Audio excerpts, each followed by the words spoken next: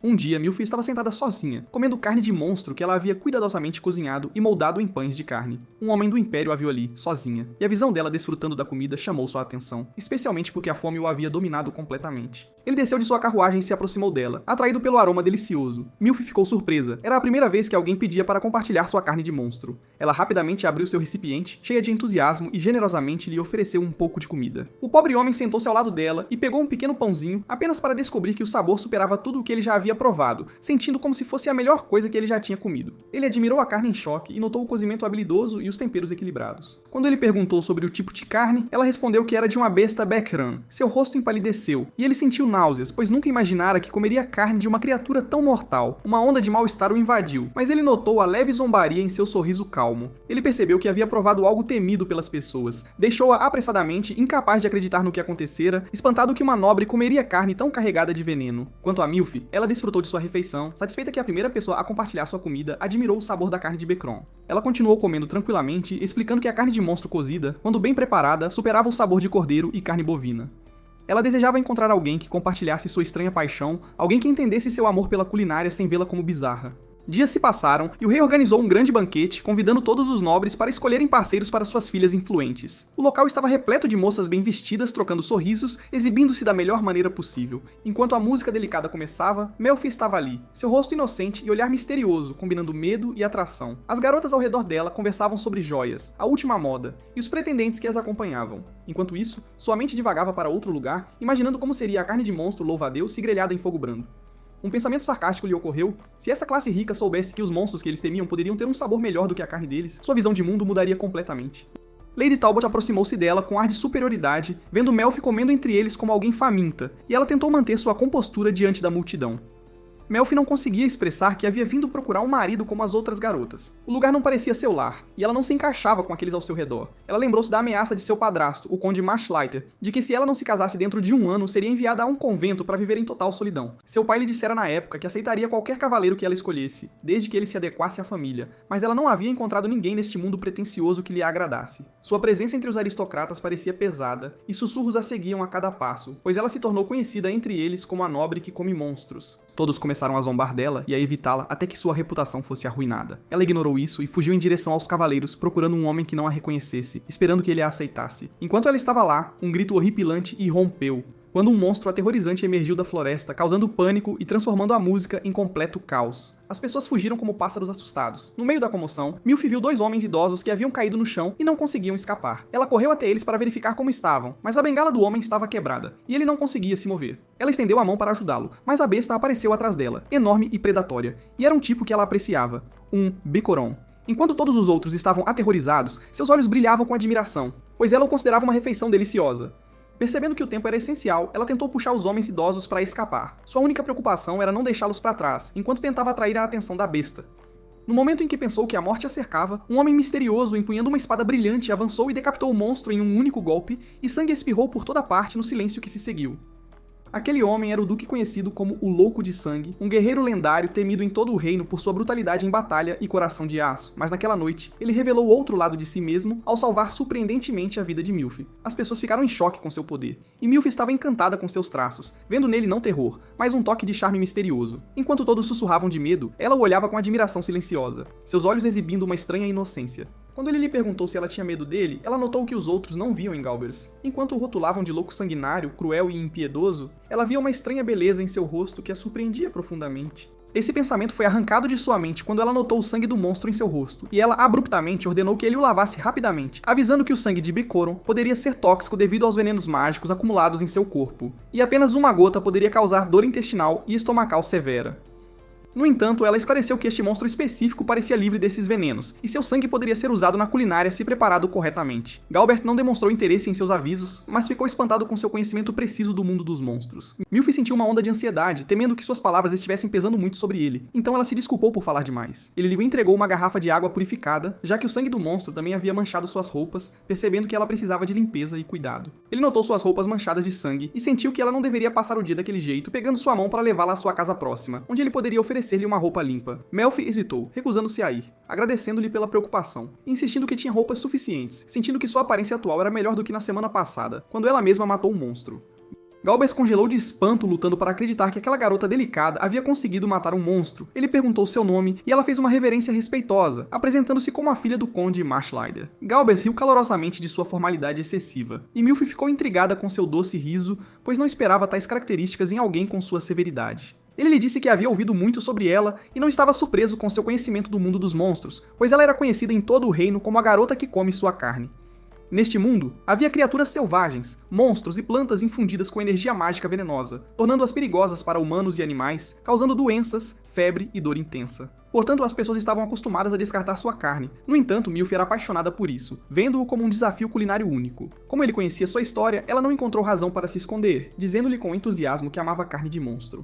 Ele perguntou a ela, com um brilho malicioso nos olhos, se aquele monstro era comestível, e Galbers piscou em choque. Ela percebeu que havia cruzado uma linha, contentando-se com um sorriso tímido. Ele a olhou, sentindo um estranho contraste, uma mistura de inocência e sedução, e sentiu uma curiosidade ardente por ela. Ela era uma garota destemida de sangue, monstros, ou até mesmo dele. Ele escondeu o rosto para que ela não o pegasse admirando-a. Então pegou sua mão, afastando-se de olhares curiosos. Milf sentiu um arrepio que nunca havia experimentado antes, pois essa era a primeira vez que um homem que não a temia ou desaprovava o que ela dizia tocava sua mão. Ele de repente perguntou se a carne de monstro de que ela falava era realmente deliciosa, já que ela mesma havia provado o Bekran. Melfi hesitou, acostumada a ser vista como estranha quando respondia, mas disse que a carne de Bekran era semelhante à vitela no sabor, ainda melhor quando cozida adequadamente. Galbers assentiu, lembrando-a de que se a besta não fosse morta em um acesso de raiva, seu sangue permanecia puro de toxinas, então não prejudicava aqueles que a comiam. Ela ficou impressionada com seu conhecimento preciso, pois nunca havia encontrado ninguém discutindo isso com paixão sincera. Ela ficou profundamente tocada e sentiu uma alegria silenciosa. Era a primeira vez que encontrava alguém que a entendia e falava sua língua. Ela explicou que remover a magia da carne de monstro era necessário antes de cozinhá-la, o que exigia drenar completamente o sangue e usar ferramentas de dissecação precisas com feitiços específicos para purificar a carne. Galbers ouviu atentamente até que ele disse algo que parecia as palavras mais doces que ela já havia ouvido. Ele expressou seu desejo de provar aquela carne de que ela falava e queria comê-la feita por suas mãos. Naquele momento, o coração de Melfi congelou de alegria, incapaz de acreditar que um homem de sua estatura lhe pediria algo que o mundo inteiro zombava. Ela expressou suas preocupações sobre o risco de seu sistema digestivo ser afetado se ele comesse carne de monstro, esclarecendo que Becoron tinha uma enorme quantidade de toxinas mágicas difíceis de digerir porque essas criaturas eram selvagens. Mas era diferente se o monstro não estivesse zangado, pois a carne seria próxima à carne comum. Poderia ser espetada ou fatiada em pedaços finos. Galbers estava cheio de entusiasmo, determinado a experimentar a carne de Becoron, incapaz de suprimir seu desejo pela hora da degustação. Milfi notou seu sorriso contrastando nitidamente com sua severidade habitual, e entendeu que esse sorriso vinha de anos de violência e batalhas que ele havia suportado. Vinha do seu coração. Dentro dela havia um sentimento semelhante à alegria, porque ela finalmente havia encontrado um parceiro que compartilhava sua obsessão. Galbers a conduziu, segurando sua mão, em direção às suas tendas, pedindo-lhe para pisar no chão e relaxar. Um homem com um tapa-olho saudou seu retorno e perguntou sobre a convidada. Então Galberos apresentou a linhagem de Milfi ao conde Marshlider. O respeito mútuo se solidificou, e Galbaros pediu roupas novas para a dama. Melfi entrou na tenda, inspecionando o lugar com entusiasmo, onde encontrou uma bacia de madeira cheia de água que Galbaros havia preparado para a limpeza. Um diálogo interno surgiu sobre o que era apropriado, e ela sugeriu que Galbaros lavasse o rosto do sangue primeiro, antes de qualquer outra coisa.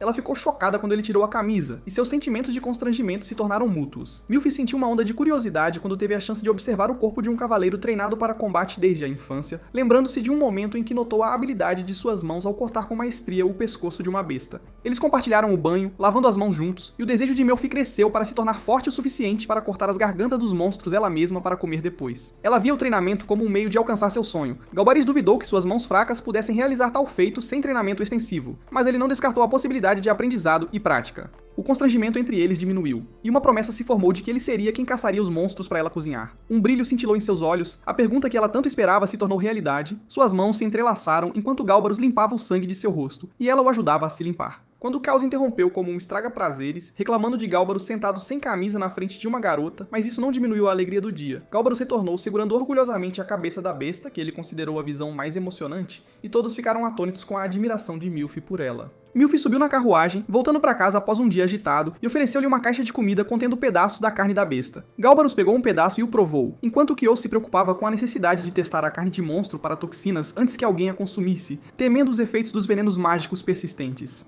Galbaros disse a Kyos para ficar quieto e provar a comida primeiro antes de julgar, e ele colocou os pedaços de carne na boca. Enquanto ambos mastigavam, o espanto os invadiu pelo sabor incrível, superando em muito suas expectativas. Milfi olhou para eles com descrença de que sua história havia se transformado da de uma garota temida por outros, para uma nobre, compartilhando sua paixão com um dos maiores homens do reino. Lágrimas de alegria encheram seus olhos pela bondade e aceitação que ela nunca havia conhecido antes. Ela sentiu seu coração trilhar um novo caminho, descobrindo a natureza daquele homem, dito ser um vilão aterrorizante e sanguinário, escondendo sob suas feições duras uma beleza misteriosa que ela só havia visto em seus sonhos. Ela hesitou com o pensamento de que havia permitido que seus sonhos se elevassem acima do que estava acostumada, e possivelmente estava se apaixonando por ele sem saber. Após este encontro entre a princesa que comia monstros e o duque louco por sangue, Milf retornou ao palácio de sua família, seu coração transbordando de alegria e confusão ao mesmo tempo. Ela não sabia se aquele homem a havia realmente visto como ela era, ou se ele aceitaria sua loucura e estranha paixão. Sua presença em sua vida era uma bela maldição que a fazia esquecer seu medo dos olhares das pessoas. Enquanto alguém se aproximava dela pela primeira vez sem pavor, ela estava buscando um sentido na vida, sem perceber que o encontraria nos olhos de um homem ensanguentado, dito viver apenas para matar, mas aquele olhar trocado com ela quebrou todas as barreiras que ela havia construído em torno de seu coração, para alcançar um propósito oculto ainda não revelado. Quando ela chegou ao palácio, a incerteza a inundou entre a voz da razão e o chamado de seu coração, até que ela avistou seu pai, o conde Marshlider, sinalizando para a carruagem à distância, ordenando que ela parasse. Ele se aproximou com raiva e abriu violentamente a porta, dirigindo uma enxurrada de reprovações a ela, perguntando o que ela havia feito, e ela pensou que sua raiva vinha de seu fracasso em atrair um pretendente da festa dos nobres. Mas ficou chocada ao saber que a razão era muito mais profunda do que isso. Seu pai lhe disse que sua posição não permitia que ela se aproximasse de um grande duque. Então a surpreendeu dizendo que Galbaras havia pedido sua mão em casamento. Ela ficou atordoada, incapaz de acreditar, enquanto seu pai estava confuso, sem poder recusar ou aceitar, pois sabia que rejeitar o pedido de um duque poderia trazer desastres sobre ele. Quanto a Milf, ela continuou a encará-lo, incerta sobre quem entre eles deveria ter medo, ainda cambaleando entre choque e espanto. Durante a conversa deles, o príncipe herdeiro e o irmão adotivo de Galbaros apareceram. Galbaros explicou que havia enviado seus caçadores para a Floresta Amaldiçoada para capturar uma besta para o dote de uma noiva. Mas eles se empolgaram e se aventuraram profundamente no território dos monstros, enfrentando os mais ferozes e venenosos, mas todos retornaram em segurança com uma rara presa mágica. Maxim falou com um tom que misturava provocação e admiração, diminuindo a distância entre ele e seu irmão, instando-o a tratá-lo simplesmente como antes. No entanto, Galbarus permaneceu reservado, trazendo à mente a lembrança dos 17 anos que os haviam separado desde que a família real o adotou e o nomeou quando ele se tornou Duque Orsted, enquanto Maxim manteve o título de príncipe herdeiro. Maxim queria quebrar a formalidade que Galbaros impunha, então perguntou sobre a cesta de comida em sua posse, inquirindo em tom de brincadeira sobre seu conteúdo e então provando um pedaço de carne seca. Atônito com seu sabor requintado que superava a mesa do palácio, ele perguntou sobre seu tipo, e Galbaros respondeu que era carne de monstros voadores venenosos chamados Skart, o que o surpreendeu com sua delícia em vez de repeli-lo, e ele admitiu que era 100 vezes mais saborosa que vitela.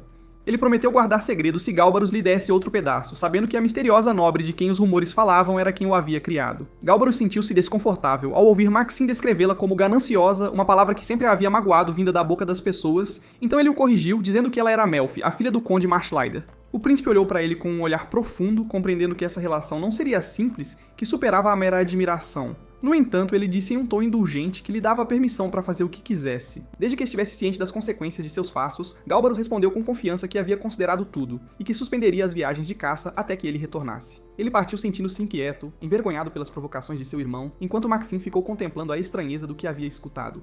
Galbaros lembrou-se do momento em que Melfi se postou diante do monstro bravamente, o sangue cobrindo seu rosto sem diminuir sua beleza. Pelo contrário, adicionava um charme misterioso que despertava uma fascinação irresistível dentro dele. Ele ignorou o que foi dito sobre ela. Sua presença o havia encantado desde o primeiro olhar. Enquanto isso, Kios chegou com soldados para anunciar que finalmente haviam encontrado a besta pretendida, um exemplar da floresta em fúria. O rosto de Galbaros iluminou-se de alegria, pois seu presente tão esperado estava pronto. Kios brincou que estava ansioso pelo dia em que a senhorita Melfi compartilharia um banquete preparado por ela, certo de que ela apresentaria um monstro ao seu gosto, o que deixou Galbaros mais irritado com suas provocações, duvidando que ele fosse quem espalhou a notícia de seu encontro com Melfi ao príncipe. Kios ignorou a acusação com um sorriso, e Galbaros partiu sozinho, pensando nela. Ele temia que ela pudesse ter pensado que sua conversa sobre o presente era mera bajulação ou um gesto educado para agradá-la, lembrando-o das lágrimas dela que ele havia testemunhado. Ele jurou a si mesmo não permitir que ela chorasse novamente, nem por causa dele, nem por mais ninguém. Por outro lado, Milfi estava olhando para uma carta selada com o emblema de Galbaros da família real. Ela hesitou antes de abri-la, seu coração batendo violentamente, pois havia sido entregue a ela por um soldado montado em uma rara águia de fogo, uma das aves do reino. Ela ficou cativada pela menção da ave, sempre sonhara em vê-la, então pensou como de costume em como seria seu sabor. Mas seu pai interrompeu seu devaneio, repreendendo-a por estar distraída do conteúdo da carta, lembrando-a de que ela foi enviada para escolher um noivo adequado, não para atrair a atenção de um duque de posição superior à dela. Ela recontou o que aconteceu na festa, e como salvou 2 velhos antes que a besta a atacasse, até que o duque apareceu e a resgatou. Ela abriu a carta, na qual Galbaras havia escrito firmemente que a conheceu e passou um curto período com ela, mas a achou digna de um lugar que lhe conviesse, por isso pediu sua mão em casamento. Ela leu as palavras com descrença de que o dono daquela carta era o mesmo homem que ela havia visto um dia em meio a sangue e silêncio, o homem quieto, tímido e sanguinário cujas palavras haviam se transformado em chuva suave em seu coração. Quanto ao pai dela, ele estava procurando uma maneira de recusar uma proposta oficial de noivado de um duque famoso, sem ferir seu orgulho ou abrir a porta para um conflito. No entanto, Melfi não deu atenção à opinião dele. Ela levou a carta para seu quarto e a releu repetidamente, incapaz de se cansar de olhar suas linhas. Como poderia uma pessoa que sabia tudo sobre ela e ouvia o que as pessoas diziam sobre ela ainda querer estar perto dela? Para ela não era apenas casamento, era um raro reconhecimento de sua existência. Ela mergulhou em seus pensamentos, imaginando o rosto dele em sua mente, que se aproximou dela em meio ao sangue, uma mistura de demônio e anjo em uma única forma. Seu olhar perfurou seu coração como se ele pudesse ler seus pensamentos antes que ela os expressasse. Ela sabia que seus pensamentos eram estranhos, mas só ele os aceitava. Ela sentiu uma estranha atração entre eles, como se ele tivesse encontrado nela alguém que o entendia, assim como ela entendia a natureza das feras. Para ambos, a vida não tinha sentido sem alguém para compartilhar a paixão. De repente, uma luz fraca brilhou do papel, revelando uma segunda mensagem oculta. Seu coração tremeu ao ler. Depois que você partiu, o tédio tomou conta dos meus dias. O tempo contigo foi a primavera da minha vida. O que mais me entristeceu foi saber que outros comeram a carne que preparaste. Ouvi que o inverno começou em suas terras. E irei visitá-la antes que a neve cubra as estradas no dia 18 deste mês. Ela levou a carta ao pai, leram-na juntos, chocados, trocaram olhares conflitantes. Ele estava atordoado com a ousadia do duque, enquanto ela, transbordando de alegria, percebeu que o dia prometido era amanhã. Ela sentiu que as ações de Galbert superavam a lógica, um homem arriscando reputação e status por uma mulher conhecida como a comedora de feras. Embora as palavras do pai plantassem hesitação em seu coração, a carta ainda parecia um chamado de alguém que a via por quem ela era.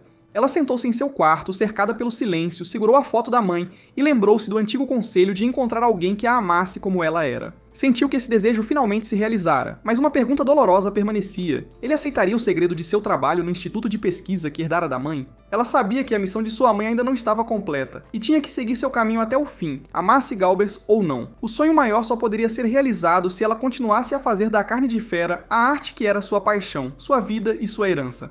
Milvi adormeceu e só acordou com a voz áspera da madrasta, Shelia, sacudindo-a e repreendendo-a por não estar vestida no dia em que a família aguardava seu destino. Shelia olhou para Milvi, cabelo bagunçado, olhos cansados, um quarto empoeirado e desordenado, roupas jogadas por toda parte. Ela zombou, dizendo que tal estado não convinha a uma filha de nobre, que tudo o que ela servia era para comer carne de monstro. Então, com escárnio, acrescentou que quando lhe pediu para encontrar um pretendente, não se referia a alguém tão elevado quanto um duque como Galbur. O homem que a amava, disse ela, era como ela, louco, bestial, com apreço pelo cheiro de sangue. Naquele exato momento, um som aterrorizante abalou as muralhas do castelo. Milvi correu para a janela e viu uma enorme sombra negra descendo do céu. Galbers, montado em um dragão negro. Ele pousou lentamente e majestosamente ao lado dela, dizendo que viera como prometido. Ela lembrou-se de seu voto de que ele mesmo traria o presente, e ele o cumprira da forma mais espetacular. Ele pousou o dragão num pátio isolado, e quando o viu, sentiu algo estranho. Alguém em sua vida agora poderia enfrentar o mundo por ela. Galbers não esperou por sua resposta. Ele retornou em seu dragão, trazendo consigo um presente real e inestimável, uma fera lendária para ela cozinhar com as próprias mãos. Diante disso, sua madrasta declarou que não compareceria ao banquete, insistindo que o pai de Milvi resolvesse, e que ela não encontraria um louco que montava um dragão. A raiva acendeu no peito de Milvi. Ela anunciou firmemente que aceitará a proposta e não precisava da permissão de ninguém. Depois de se vestir rapidamente, desceu para encontrá-lo. Galbers desculpou-se por vir sem aviso, explicando que não podia esperar mais, enquanto Milvi só pensava em seu cabelo desarrumado que não tivera tempo de arrumar. Caius também se desculpou pela forma como entraram na cidade, dizendo que seu senhor não suportava esperar. Galbert o repreendeu por revelar o que pretendia esconder, então virou-se para Milvi, o rosto uma mistura de seriedade e calor, perguntando sobre seu cabelo bagunçado.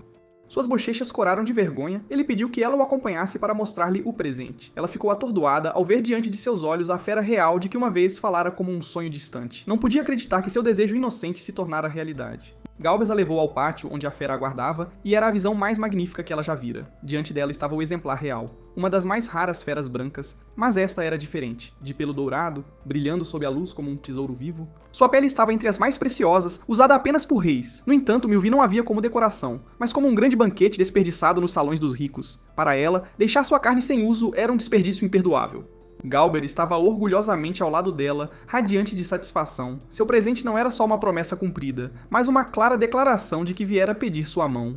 Ao notar seu espanto e a suposição de que a fera estava viva, ele pegou a mão dela e a colocou em seu peito para que sentisse o pulso da vida, explicando que a fera estava apenas adormecida, subjugada por um leve feitiço. Seu rosto se iluminou, a carne ainda estava fresca, o que significava que seu sabor seria melhor do que nunca. Ela começou a pensar em voz alta, debatendo se deveria ferver ou assar, fazer fatias grossas ou finas, cozinhar bifes, espetos ou até mesmo sanduíches quentes. Seu coração se encheu de uma alegria que nunca antes conhecera. Finalmente, ela estava diante do sonho que perseguira por anos. Em sua mente, ela imaginou um banquete real digno do novo amor florescendo em um reino que nunca conhecera um igual. Ela olhou para Galbers com gratidão e seus olhos se encontraram. Ambos se sentiram presos um ao outro, cada um atraído pelo que lhes faltava. Seu pai chegou com os soldados, agradecendo ao duque por ter vindo de tão longe. Embora confuso, ele viu em Galbers um homem capaz de entender sua filha, apesar de sua estranheza e paixão controversa. Milve então pediu permissão ao pai para que os dragões do duque voassem para o norte para caçar. Ele ficou perplexo, perguntando se a fera era para alimentar os dragões. Ela respondeu audaciosamente que a fera era sua refeição, que Galbers sabia tudo sobre ela e viera compartilhar seu amor por provar a carne de monstros. Então ela pediu ao pai que lhes permitisse uma visita ao Instituto de Pesquisa. O pai ficou nervoso, não esperava que as coisas chegassem tão longe. Galbers interveio para acalmá-lo, dizendo que sabia tudo o que se dizia sobre Milve, mas ainda assim viera pedir sua mão, instando-os a se apressarem, pois se a fera acordasse, poderia ameaçar todo o Reino do Norte. Ele acrescentou com um sorriso que ele mesmo queria provar sua culinária, da qual tanto ouvira falar. O pai, confuso, imediatamente ordenou que fossem para o instituto antes que as coisas piorassem. Galbers e Milve partiram em seus dragões para o norte, os ventos os enchendo com a emoção da liberdade. Ela riu no ar ao redor enquanto ele falava sobre dragões, dizendo que eram criaturas magníficas, mas não adequadas para comer. Ela sorriu fracamente, já pensando em algo muito além da jornada. Quando pousaram no local, o duque notou um círculo mágico gravado no chão de pedra em linhas antigas. Ela explicou que era o trabalho de sua mãe, que ela desenvolvera através de seus experimentos para preparar criaturas para extração. Ela o levou para dentro, onde foi buscar uma garrafa de quartzo turvo entre suas ferramentas, criadas para extrair sangue e energia dos seres que estudava. O duque examinou o instrumento em silenciosa admiração, enquanto ela explicava suas capacidades e como ele podia mudar com seu próprio poder. Então ela pareceu subitamente animada e pediu ao duque para cortar a cabeça de outra criatura. Milve decidiu começar a preparar a fera, admitindo que era difícil manusear um corpo tão grande sozinha. O duque fez um sinal para seus soldados a ajudarem, e os cavaleiros de Galbraith puseram-se a trabalhar com mãos hábeis, afiadas por anos de extração de chifres, garras e peles. Quando terminaram, Milve colocou as palmas das mãos na pele macia da criatura, admirando seu brilho e imaginando que vestes reais poderia fazer dela. Mas ela estava mais atraída pelo que as profundezas da criatura escondiam. Ela elevou seu coração em uma oração silenciosa por respeito à vida que logo a deixaria. O círculo sob eles brilhou quando ela o ativou. Num piscar de olhos, a espada do duque reluziu enquanto ele golpeava a cabeça da fera, que caiu antes que ela pudesse sequer perceber o que havia acontecido. Seus olhos se arregalaram, maravilhados com a graça e precisão de seu movimento. Ela ergueu a garrafa sobre a luz brilhante e começou seu cântico, sua voz firme, enquanto o sangue carmesim subia para uma abertura. A energia pulsava violentamente, fazendo a garrafa tremer e a luz interna cintilar como se o vidro fosse estilhaçar. O duque observou com admiração enquanto o líquido excedia os limites do recipiente. Milve ficou confusa. Isso nunca havia acontecido antes. Nenhuma garrafa jamais transbordara com tanta energia. Mas parar era muito perigoso. Ao vê-la tropeçar, o duque avançou, perguntando como poderia ajudar. Sem quebrar o foco, ela gesticulou para que ele substituísse a garrafa por outra. Ele obedeceu rapidamente, trocando os recipientes em um movimento suave. Milve respirou fundo e continuou seu cântico até que a fera ficasse completamente imóvel e a extração estivesse completa. Quando terminou, sua força vacilou e o duque a segurou, mantendo-a firme em seus braços até que ela recuperasse o fôlego. Ela garantiu que o processo fora bem sucedido. Ele olhou para o corpo da criatura, macio, brilhante, livre de putrefação, e expressou sua admiração. Ela explicou que aprendera a extrair sangue e energia sem drenar a umidade da carne, mantendo-a fresca e intacta. O duque ficou mais impressionado com a precisão de seu trabalho e perguntou sobre a origem de seus métodos. Ela falou do legado de seus pais, de como sua mãe inventara a técnica e a refinara durante uma fome, para fazer das criaturas uma fonte de sobrevivência para seu povo. Desde a morte de sua mãe, Milve dedicara-se a dominar o processo em homenagem ao trabalho de seus pais e para continuar salvando aqueles que antes passavam fome. No entanto, em seu tom pairava um leve traço de prazer culposo, ao admitir sua crescente fascinação por provar a carne de criaturas raras. O olhar do duque permaneceu fixo nas garrafas brilhantes, enquanto ele se perguntava sobre o propósito de Milve ao coletar o sangue e a energia. Ela explicou calmamente que os usava como combustível para fogueiras para cozinhar suas refeições e iluminar sua instalação por meses. Suas palavras o chocaram, mas ele sorriu em admiração antes de revelar uma verdade arrepiante. Que a energia naquelas garrafas era poderosa o suficiente para destruir nações inteiras. Milve ficou abalada, admitindo que só trabalhara com criaturas menores e nunca imaginara tais consequências. Sua expressão suavizou-se ao lembrá-la de como a crueldade muitas vezes transformava a inocência em maldade, prometendo protegê-la de quem tentasse prejudicá-la. Suas palavras pairaram pesadas no ar, preenchendo o espaço com um silêncio carregado, até que a tensão diminuiu lentamente e ele fez uma observação brincalhona sobre os rumores que a acusavam de beber sangue fresco. Ela negou imediatamente, assustada com a ideia. Enquanto ele se aproximava, os dedos roçando uma mecha de seu cabelo ruivo, admirando seu brilho e o cintilar em seus olhos verdes que capturavam a fraca luz mágica ao redor, e confessou que eles haviam capturado seu coração. Ela ficou confusa, tentando esconder o rubor, insistindo que não havia feitiço por trás de seu interesse. Era simplesmente um reflexo natural de como seu cabelo reagia à energia ambiente ao redor deles. A tensão se transformou em um silêncio estranho, mas terno, enquanto trocavam elogios hesitantes, suas palavras vacilando e o ar ficando mais quente sem confissão. Então, num momento abrupto de suavidade, o silêncio foi cortado por um som agudo que os trouxe de volta à seriedade. Milvi voltou ao seu trabalho, lembrando de que precisavam terminar de cortar as criaturas antes de serem convocados ao castelo. O Duque concordou e seguiu sua liderança. O Duque alimentou seu dragão, enquanto Milvi se aproximou graciosamente para informá-lo de que a permissão real para a caça havia chegado. Ele expressou sua apreciação, mas notou que a carne da criatura real não satisfaria a fome de seu dragão. Milvi reagiu com surpresa brincalhona, perguntando se o dragão realmente reclamara. Ela achou a ideia assustadora e divertida. Ele admitiu que seu dragão era insaciável, e quase como para provar, seu estômago roncou alto. Milvi sorriu e perguntou em tom de brincadeira se ele também estava com fome. Ele respondeu que nunca sentira tal fome antes. O olhar dela desviou-se para um prato cuidadosamente arrumado, admirando a aparência da carne deliciosa. O Duque concordou ansiosamente, dizendo que queria prová-la fresca, não envelhecida. Eles trocaram olhares astutos de desafio brincalhão antes de decidir cortar alguns pedaços e assá-los no fogo, libertando-se das formalidades. O Duque tirou uma pequena caixa de especiarias raras, o que despertou a curiosidade de Milvi. Ela provou uma pitada e pareceu encantada com o sabor, enquanto o aroma de ervas enchia o ar, e o sal se misturava lindamente com a carne. Ele admitiu que o roubara do chefe de cozinha. Era uma mistura rara que ele estava guardando. Milvi sorriu levemente, lembrando-o de que não estavam provando comida, mas testando veneno. Ele assentiu com falsa seriedade. Ela polvilhou as especiarias e acendeu o fogo, sugerindo que cozinhassem bem para a segurança, enquanto o Duque resmungava sobre a espera, chamando-a de tortura. Quando ele pensou que a carne estava pronta, ela calmamente negou, pedindo-lhe para virá-la novamente até atingir a perfeição. Assim que estavam prestes a provar a carne assada, um barulho alto quebrou a calma, desequilibrando-os e causando confusão súbita. O Duque irritou-se de imediato ao tentar dispensar Caos, insistindo que o que quer que ele viesse fazer poderia esperar. Mas os olhos afiados de Caos captaram a visão da carne em chamas e o cheiro de assado que enchia o ar. Um sorriso malicioso espalhou-se pelo seu rosto, enquanto ele perguntava sarcasticamente qual era o negócio deles, notando suas expressões assustadas. O Duque apressou-se em entregar-lhe o decreto real e disse-lhe para alimentar os dragões, mas Caos permaneceu, apontando que os dragões estavam rosnando de fome, enquanto seu mestre banqueteava sozinho. Diante da verdade, o Duque relutantemente ofereceu-lhe uma parte. Caos aproveitou a chance e exigiu mais, forçando o Duque a ceder. Não satisfeito, Caos virou-se para Milvi, sugerindo que os cavaleiros que há muito suportavam a carne insípida de monstro mereciam uma chance de provar comida nobre.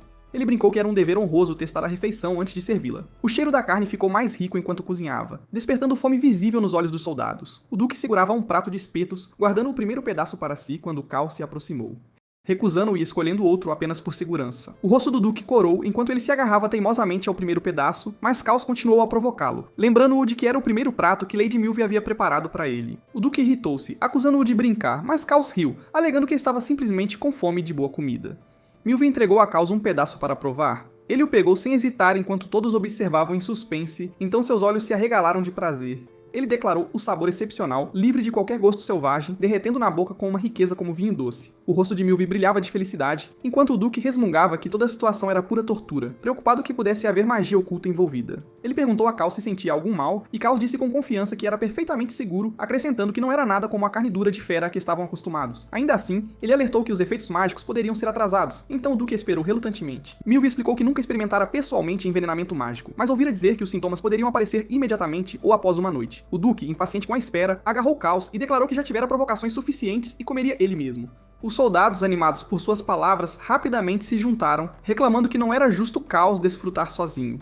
Sorrindo calorosamente, Milvi os encorajou a comer antes que esfriasse, garantindo que tinha remédios prontos se alguém se sentisse mal, e que o palácio cuidaria deles. Os soldados aplaudiram com entusiasmo, enchendo o lugar de alegria compartilhada. Todos provaram a carne ansiosamente, maravilhados com seu sabor requintado. O Duque a elogiou, notando como não tinha traço forte ou desagradável, enquanto Milvi explicou que permanecia macia, mesmo depois de esfriar um pouco, e que a dieta vegetal da criatura dava à carne um sabor rico e frutado. O Duque admirou seu gênio, mas ela acreditou a pesquisa de sua falecida mãe. Ele insistiu que ela merecia o elogio, admitindo que nunca pensou que carne de monstro pudesse ter um sabor tão bom depois de anos comendo comida seca e sem graça. A multidão ficou impressionada, com os ajudantes pedindo para aprender seu método, e os cavaleiros sugerindo que entregassem sua próxima caça à sua instalação. Caos sorriu em concordância, embora um toque de arrependimento o atravessasse por todas as criaturas deliciosas desperdiçadas no passado. Milvi riu suavemente, notando que poucas pessoas realmente entendiam sua natureza, e que alguns ainda consideravam comer carne de criatura um tabu entre eles. Enquanto todos desfrutavam da refeição, o Duque não resistiu ao aroma persistente. Ele pegou outro pedaço, mas congelou quando a voz suave dela chamou seu nome. Confuso, ele rapidamente deu desculpas, insistindo que comeria seu jantar mais tarde. Ela apenas sorriu e disse que estava indo para o laboratório e o convidou para acompanhá-la. Quando entraram, o Duque ficou maravilhado com a amplitude do lugar e com a mistura de ferramentas e papéis que o preenchiam, uma espécie de caos organizado que mesclava pesquisa e criatividade. Milvie desculpou-se pela bagunça, mas ele a achou inspiradora, chamando-a de exemplo perfeito de um laboratório de cientista. Seus olhos caíram sobre alguns instrumentos afiados equipados com espinhos e ela explicou que os usava em suas armadilhas para pegar criaturas. Ele ficou impressionado com sua inteligência enquanto a observava preparar chá calmamente, então perguntou se os cavaleiros ajudavam na caça. Ela disse que às vezes eles ajudavam, às vezes ela contratava caçadores de aldeias próximas, e às vezes ela ia sozinha. Sua ousadia o surpreendeu, e ele perguntou se o conde ou os moradores da cidade se opunham ao seu trabalho.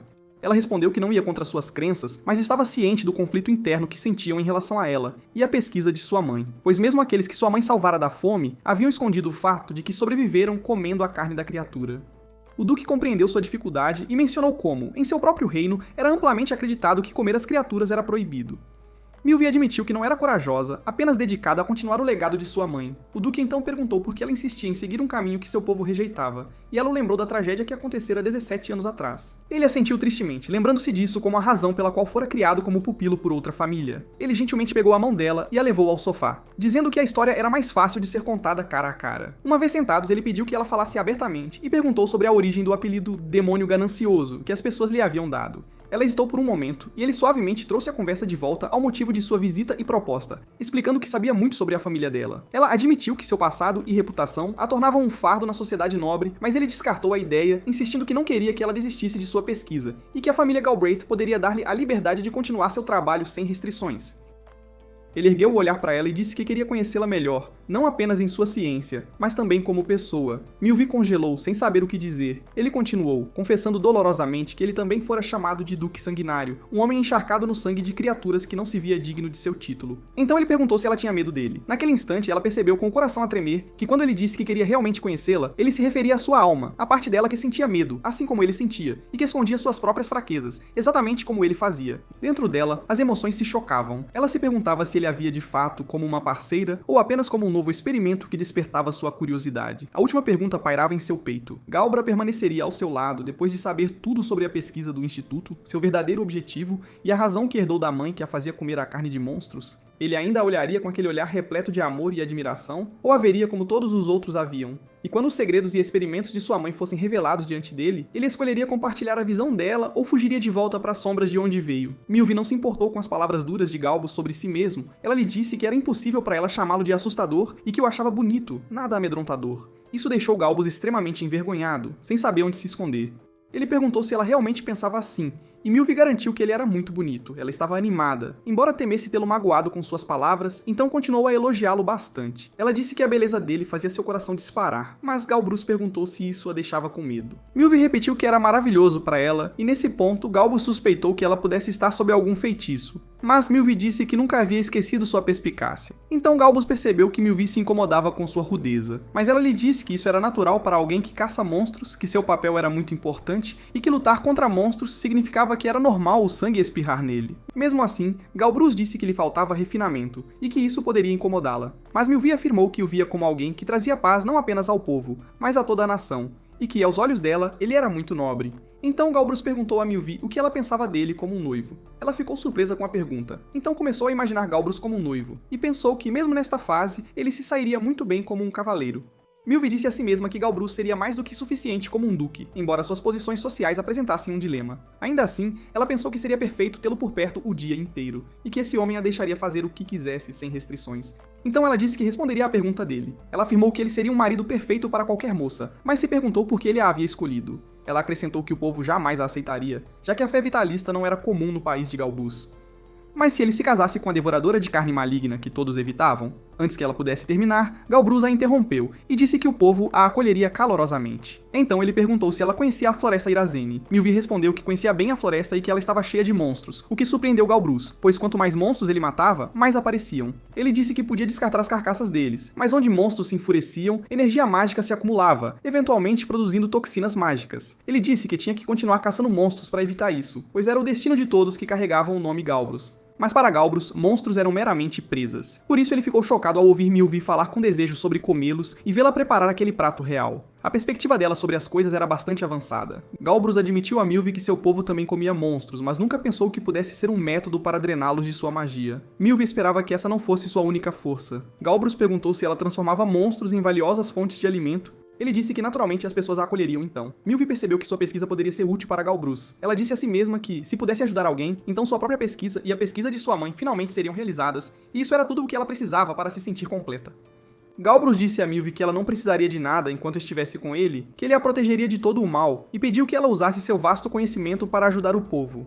Milvi ficou muito animada e rompeu o acordo de contrato entre ela e Galbrus. Então ela o agradeceu por sua generosa oferta, dizendo que era mais do que ela merecia. Isso fez Galbrus pensar que ela iria rejeitar sua proposta, mas Milvi o interrompeu e disse que concordava com entusiasmo, sem hesitação. Ela disse que o mais importante para ela era sua pesquisa, e que ela poderia fazer qualquer coisa que uma dama pudesse fazer. Ela lhe disse que se caçar monstros fosse o dever dele, então ela prepararia pratos deliciosos para ele sem desperdício, e se isso fosse suficiente, por favor, case-se comigo agora mesmo. Então Cláudia chegou e pediu a Galbrus para ir com ele encontrar o conde no castelo, onde o esperavam. Galbrus começou a andar com Milvi atrás dele, mas Cláudia parou Milvi e sussurrou que ela não deveria revelar sua pesquisa a ninguém que não conhecesse bem.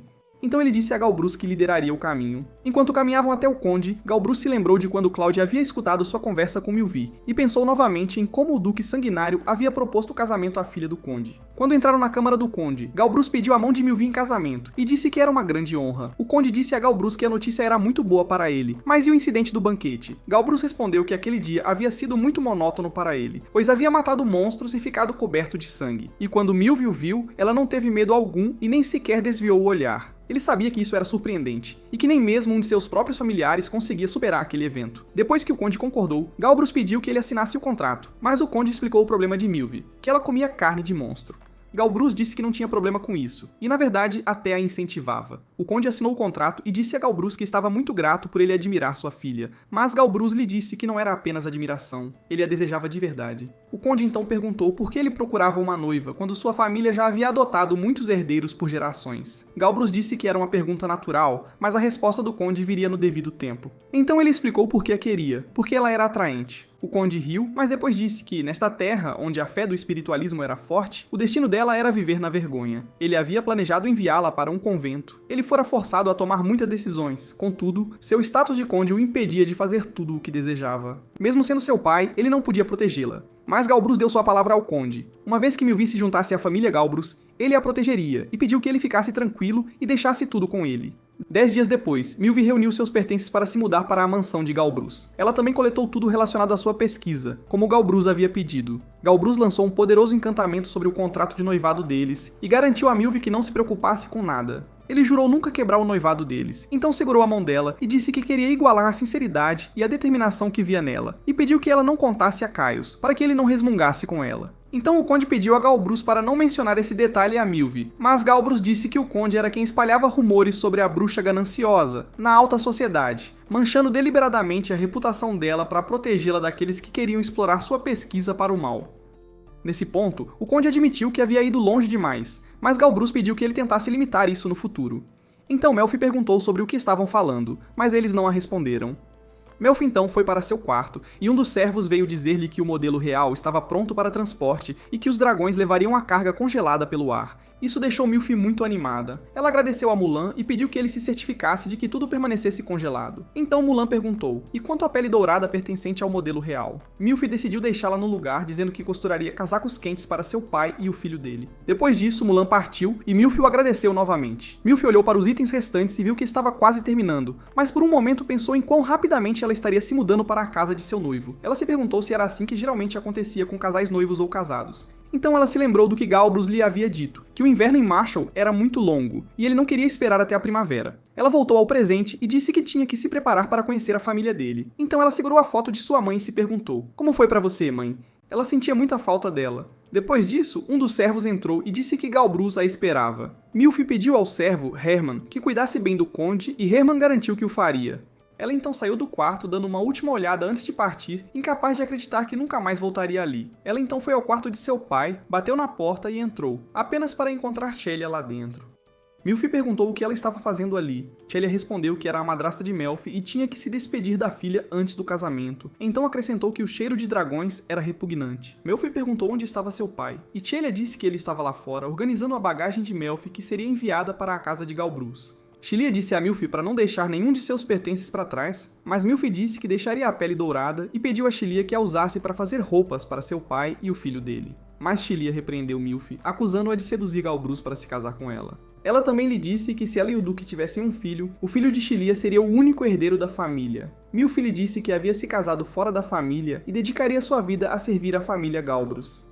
Isso irritou Chelia, que lhe disse que ela era igual à mãe, sempre guardando o melhor para si. Ela disse que não suportava a mãe dela e não a suportava também. Ela ameaçou Milfi que, se ela algum dia rompesse o noivado, não teria mais casa e seria enviada diretamente para um convento. Mas Melfi já havia considerado essa possibilidade. Então Chelia disse que havia terminado de falar e pediu que ela saísse porque não suportava o cheiro de dragões. Melfi saiu do quarto sentindo-se triste, embora não se importasse de verdade, pelo menos ela havia ouvido o nome de sua mãe uma última vez. Então ela foi até seu pai e o conde perguntou se ela estava pronta.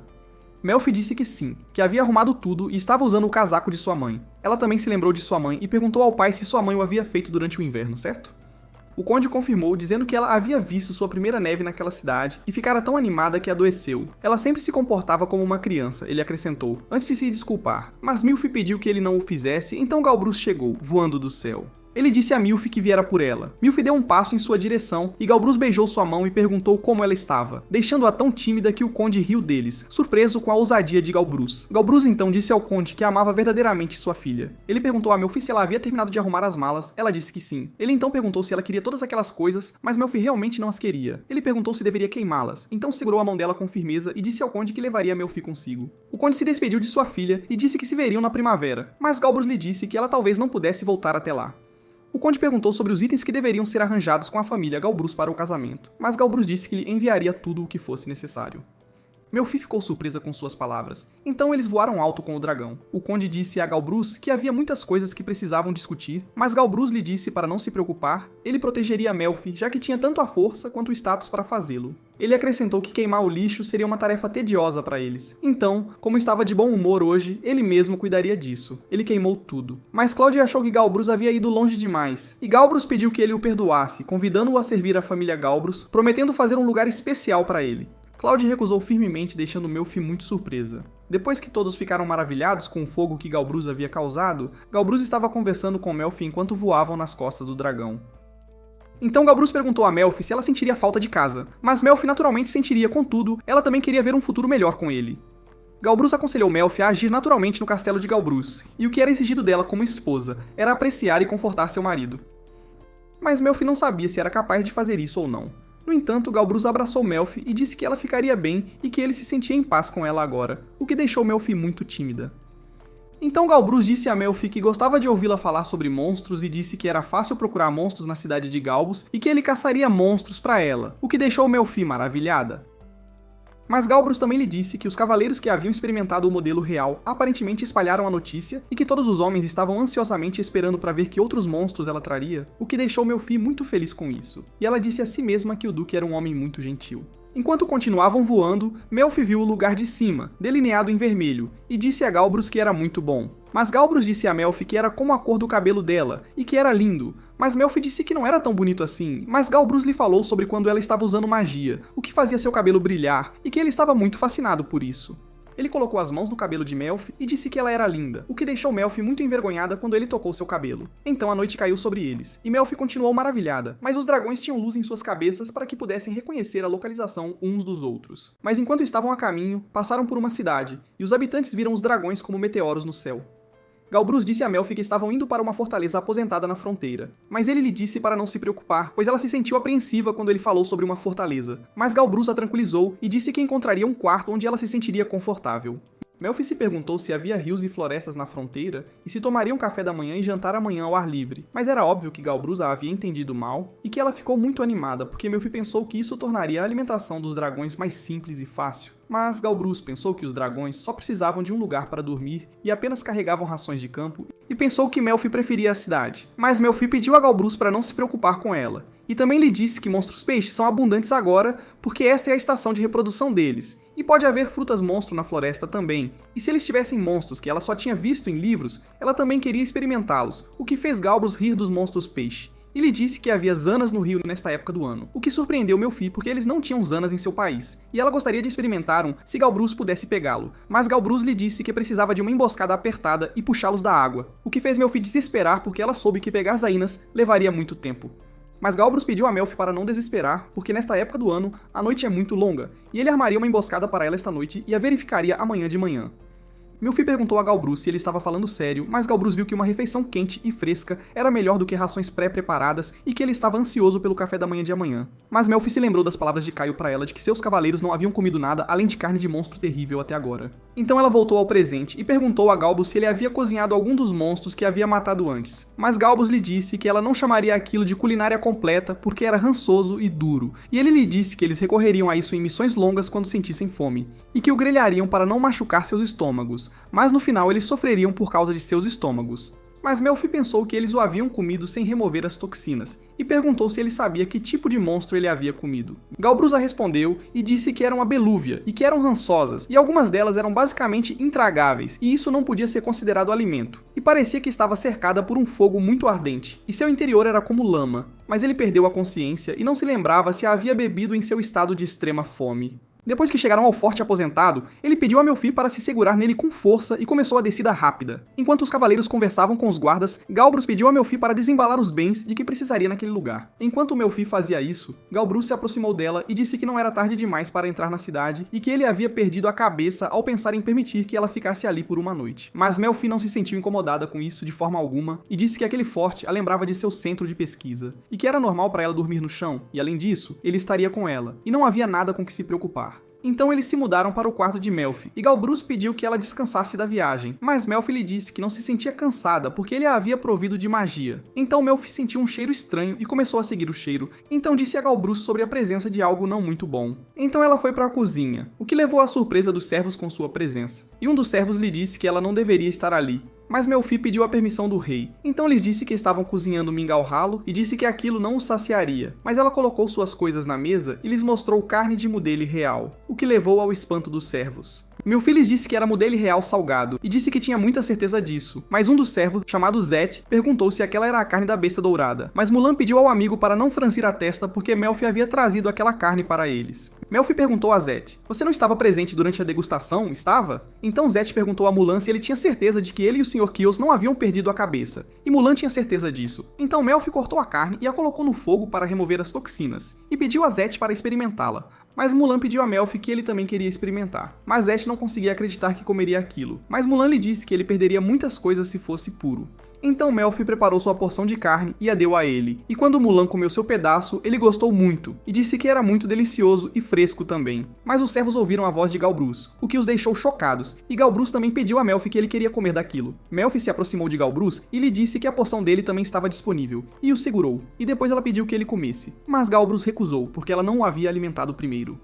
Mas Melfi pensou em como alimentá-lo como a empregada costumava fazer com seu irmãozinho e que ela costumava chamá-lo pelo nome até que ele olhasse para ela. Quando ela fez isso, Galbrus olhou para Melfi e ela imediatamente o alimentou com a carne. Depois que Galbrus comeu, Melfi perguntou-lhe sobre o sabor, mas Galbrus respondeu: "Estava bom." Em seguida, Zet comeu a carne e Melfi também o questionou sobre o gosto. E Zet disse a Melfi que estava muito, muito bom. Então ela lhes disse: "Se vamos cozinhá-los juntos", e pediu a Zet e Mulan que cortassem a carne em pedaços bem pequenos, o que os deixou bastante entusiasmados e felizes. Então todos se moveram para fora para comer a comida que Melfi havia trazido, e Melfi estava feliz por ver a alegria de todos, mas Galbrus lhe disse que eles estavam felizes por causa da refeição que ela preparou, e que era um prato com um cheiro delicioso, e perguntou se ela tinha feito algo diferente, mas Melfi apenas cortou a carne e a fritou em fogo baixo, com muito cuidado. Quando Galbrus alimentou Melfi, ela lhe disse que podia se alimentar sozinha e pediu que ele experimentasse a carne salgada, mas Galbrus recusou e disse a ela que ele queria, de fato, alimentá-la pessoalmente. Mas Melfi viu que Galbrus estava insistente e comeu a comida de sua mão. Disse-lhe que estava deliciosa e pediu que ela comeria o resto sozinha, mas Galbrus não concordou e pediu que ela comesse de suas mãos mais uma vez, até que terminasse todo o seu prato. Depois disso, Galbrus pediu a Melfi para conversar com ela sobre um assunto de grande importância que era chamá-lo de forma menos formal, o que levou Melfi a uma grande surpresa sobre essa questão. Melfi o chamou de Duque, e Galbrus achou isso melhor, e disse a ela que, segundo Kios, todos os casais noivos usam os nomes um do outro ou termos carinhosos. Mas Melfi lhe disse que seus pais costumavam se chamar pelos nomes. Mas Melfi sentiu-se envergonhada ao chamá-lo assim, e que não estava acostumada, mas disse a ele que se acostumaria com essa nova forma.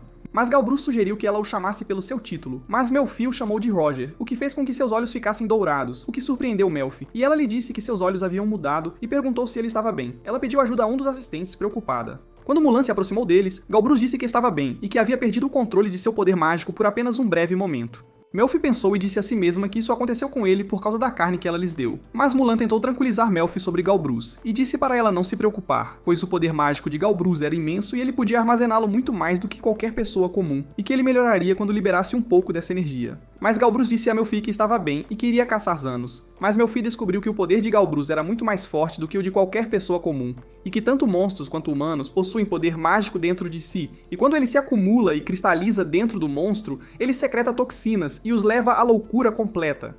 Ela se lembrou de sua mãe e se perguntou, será que Galbrus vai acabar como minha mãe? Ela sentiu-se triste então, e Melfi recordou sua mãe quando estava acamada. E a mãe de Melfi disse a Melfi que existem pessoas com corpos frágeis, mas ela nasceu com uma grande energia mágica em seu corpo, e quando essa energia aumenta, a deixa doente na cama, sem forças. Melfi perguntou à sua mãe, você sente uma dor muito forte? Mas sua mãe lhe disse que estava bem. Porém a mãe de Melfi faleceu, e todos ficaram muito tristes por ela. Mas Melfi começou a ler livros e descobriu que o círculo mágico que ela extraía dos monstros se acumulava dentro de seu corpo e se transformava em toxinas porque ela não conseguia decompô-lo de forma alguma. A magia de sua mãe era maravilhosa, e quando usada, seu cabelo brilhava em vermelho, e ela parecia uma fada de um conto de fadas, e Melfi adorava muito observá-la. Melfi continuou aprendendo depois, e descobriu que os humanos não conseguem tolerar as toxinas dos monstros e que seus corpos entrariam em colapso antes mesmo que perdessem completamente a razão.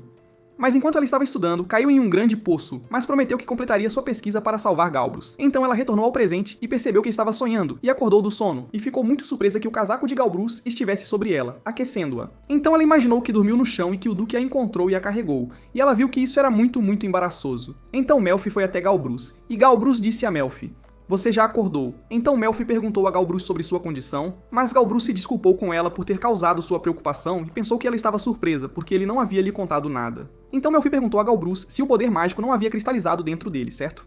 Mas Galbrus abraçou Melfi e disse a ela que estava bem, o que levou Melfi a sentir-se bastante envergonhada. Então Galbrus se aproximou de Melfi e disse a ela que também não estava sofrendo de nenhuma febre, mas Melfi sentiu-se muito envergonhada, mas colocou as mãos na cabeça dele e disse que estava frio como gelo.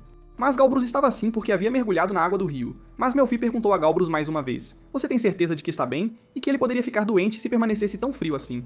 Mas Galbrus disse a ela que ela o estava examinando, e isso era algo que lhe trazia um calor muito agradável.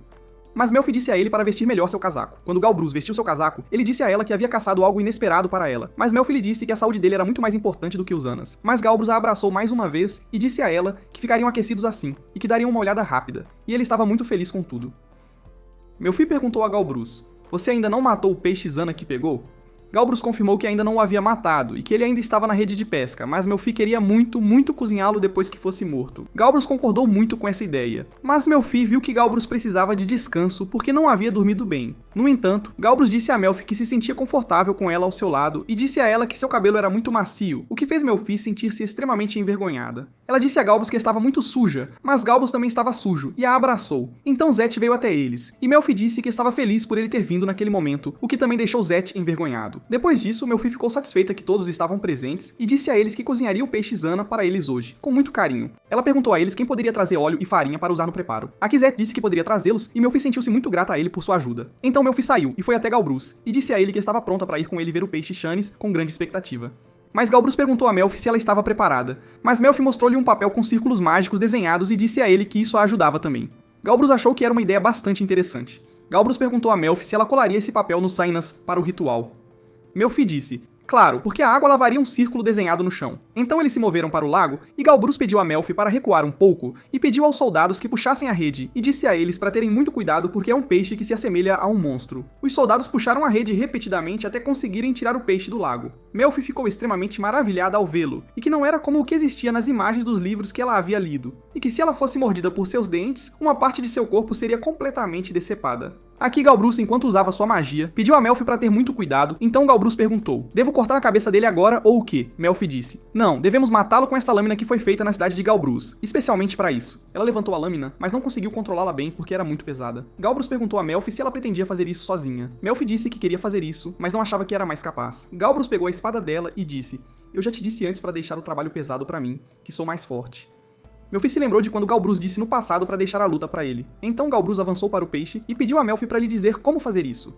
Melfi disse: primeiro você deve cegar o peixe, porque os peixes não se movem na escuridão total. Quando Melfi fez isso, o peixe parou de se mover, então ela pediu a Galbrus para esfaquear a parte de trás, do olho e acima das guelras, e então torcer a lâmina. Quando Galbrus estava bem preparado, Melfi disse a ele: agora faça isso com toda a sua força. Galbrus esfaqueou o peixe, e Melfi disse a Galbrus que quando ele removesse o pano, ele deveria torcer sua lâmina. Galbrus realmente fez o que Melfi pediu a ele, o que matou o peixe instantaneamente. Depois disso, Melfi pediu a todos para recuarem e deixarem o resto para ela, pois ela cuidaria de tudo.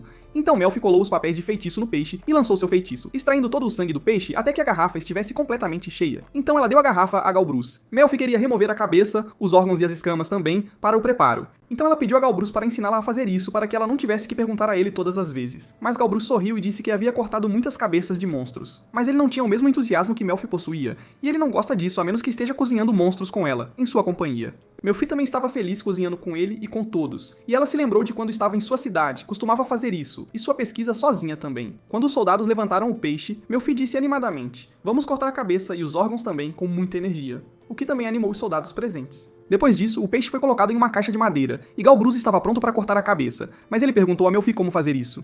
Melfi disse: você deve começar pelo lado esquerdo do local onde você o esfaqueou antes, com precisão. Galbrus achou que esse ângulo era difícil, mas ele usou sua força e cortou muito bem, o que encorajou os outros a elogiá-lo. Melfi também ficou impressionada e disse a Molin que Galbrus usa sua espada tão bem que conseguiu preservar a carne depois de cortar a cabeça de forma impecável. Molin também ficou muito impressionado, mas Galbrus perguntou a eles: sobre o que vocês dois estão conversando? Melfi disse que estavam falando sobre suas habilidades com a espada, o que fez Galbrus sentir-se bastante envergonhado. Depois disso, eles removeram os órgãos vitais do peixe com cuidado. Melfi disse a Galbrus que os órgãos e a cabeça não são comestíveis. Galbrus sabia disso e usou magia de fogo para queimá-los, o que também maravilhou Melfi com a intensidade do fogo. Molin disse a Melfi que Galbrus foi quem inventou esse feitiço para ajudar as pessoas que têm dificuldade em descartar monstros de forma segura. Depois disso, eles se moveram para o castelo. Zeth disse a eles que não podiam cozinhar lá dentro, porque havia um problema na cozinha. Melfi pensou que isso era bom para ela, pois ela não havia limpado a cozinha depois de cozinhar e que o ar removeria tudo, de forma natural. Então ela perguntou se havia alguém entre eles que pudesse cortar o peixe e remover a pele dele. Ambrey levantou as mãos e disse a Melfi que ele faz isso quase que diariamente. Depois disso, Melfi pediu a Ambrey para fazer isso com o peixe, com toda a sua perícia.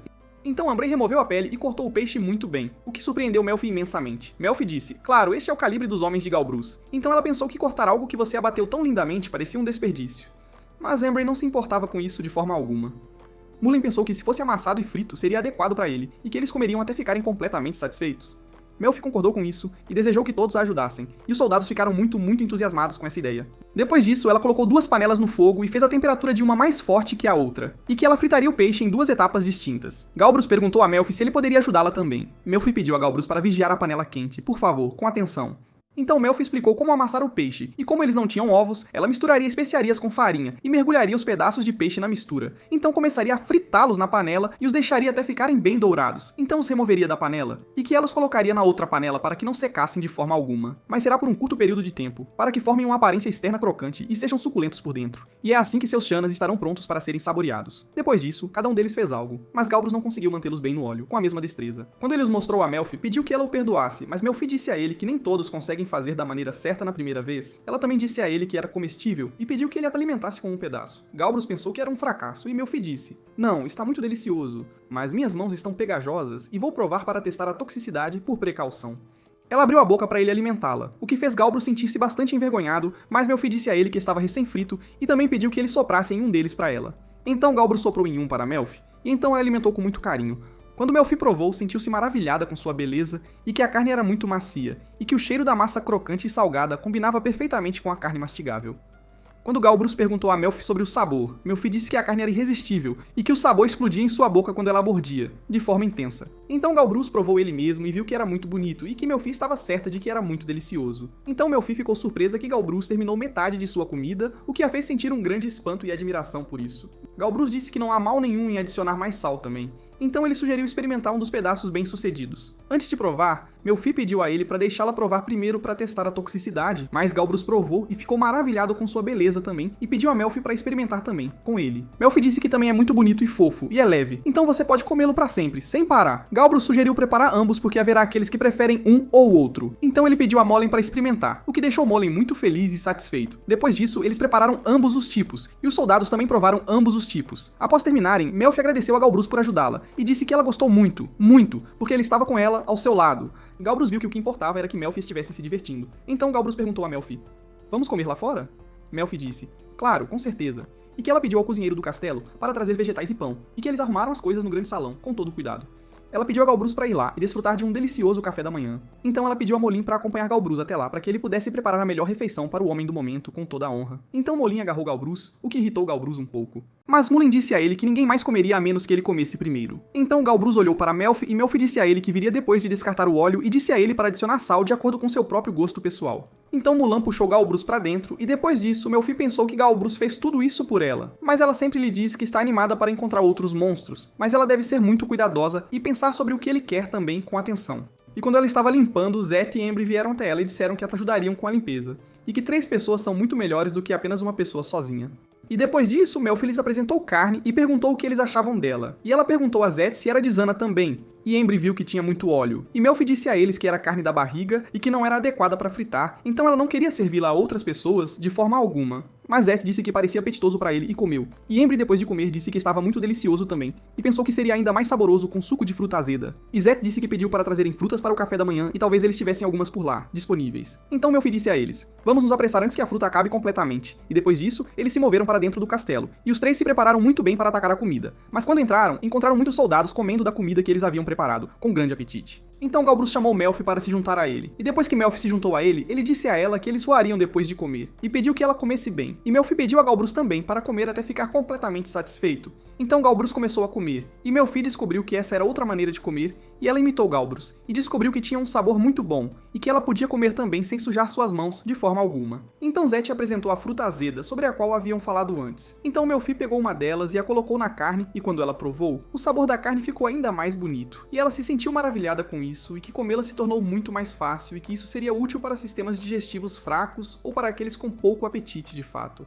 E Galbrus perguntou se era delicioso a esse ponto. E Melfi perguntou a Galbrus se ele gostava de sabores azedos. Mas Galbrus não sabia porque só os comia quando bebia. E quando ele comeu uma das carnes com sabor azedo, ele se sentiu bastante incomodado, o que deixou Melfi preocupada com ele, mas Galbrus disse a ela que estava bem. Mas a acidez faz a pessoa acordar, mas está tudo bem no final. E Melfi disse a si mesma que ele não gosta de comidas azedas e ela não deve cometer esse erro novamente. E Galbrus disse a ela que estava se divertindo muito, muito com ela. E depois disso, eles se prepararam para partir. E Zet e Embry disseram a Melfi que prepararam comida para eles comerem no caminho, e que também congelaram e salgaram os chanas restantes com muito cuidado. E Melfi viu que dessa forma duraria mais tempo, e os agradeceu, o que os deixou muito felizes. E enquanto eles se preparavam para partir, Galbrus disse que a estrada era muito longa até a cidade, e pediu a eles para ficarem muito alertas para evitar qualquer tipo de acidente. Então eles voaram alto, e enquanto estavam voando, Galbrus disse a Melfi que estavam a caminho de Batum, e Melfi estava muito animada para ir a um país completamente novo para ela.